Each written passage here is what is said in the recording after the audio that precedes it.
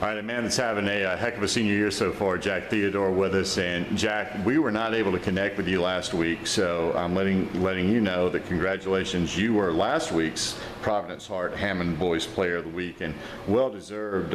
You got a very unusual outcome, one that you haven't tasted very often in your career, and a loss to Ben Lippin. But you personally were you're out of this world.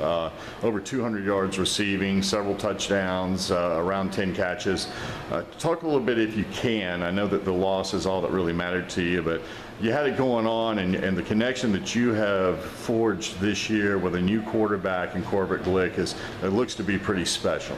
Yes, sir. Corbett has done an unbelievable job getting in on the offense, and he's taken over control really well, and we all have a lot of respect for him, so he's doing a great job. And as an offense, you know, we're young, but our offensive line fights real hard for us, and you know, a loss is not the worst thing in the world ever that could happen. We learned a lot from it that we didn't know previous, and taking a loss really gives us more attention to focus on what we did poorly, and gives us a chance to come back stronger.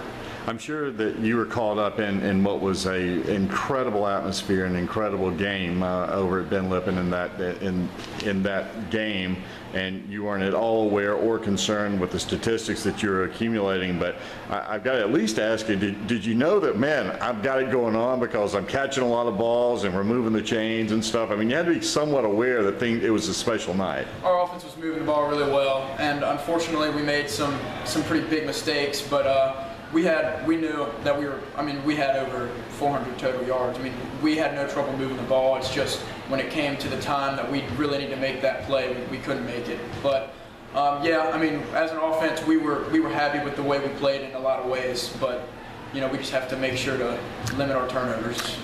Bounced back in a big way on Friday, convincing win obviously against OP. You and the rest of the starters basically just playing the first half, but you're up 40-0 at the break. And how big was it for you, not just to get back on the winning side of the ledger, but for you to win the way that you did in convincing fashion? Well, it gives us that confidence back, that confidence boost that we needed. I mean, we're always a pretty confident team going in, but when we lose, we haven't done a whole lot of losing recently, and so it's always important to get the confidence boost, and a big win like that really helps our team.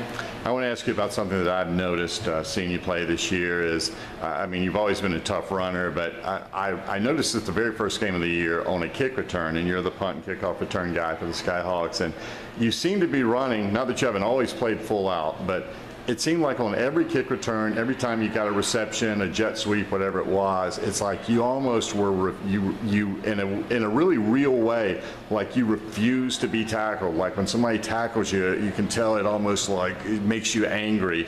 I mean, you run, I guess what I'm saying is you run as hard this year with the football in your hands as any kid that I've seen anywhere around in the area, as hard as, and that's got to be an intentional thing. That can't be an accident. Just tell me kind of about that mindset. Yes, sir. Well, last year it was my first year starting, and it was just kind of a different feel. But our coaches have given me a lot more confidence this year to run, like you said, as hard as I can. And when I have a quarterback that throws it to me like Corbett does, and we have a lot of guys that, like Lucas and the other receivers, they can block really well for us, and George and Michael are also really experienced with it. So, I mean, we just have, as a receiving core and an offense, we have a lot of confidence going in, so it makes it pretty easy for us to do that. You hear a lot about YAC, yards after catch. I'm telling you, man, I'm sure you're aware of it, but you've gotten a ton of extra yardage this year fighting out of the first, second, and third hits, and obviously it's working out for you. Last thing, Cardinal Newman, obviously this week, back at home again for the second week in a row, and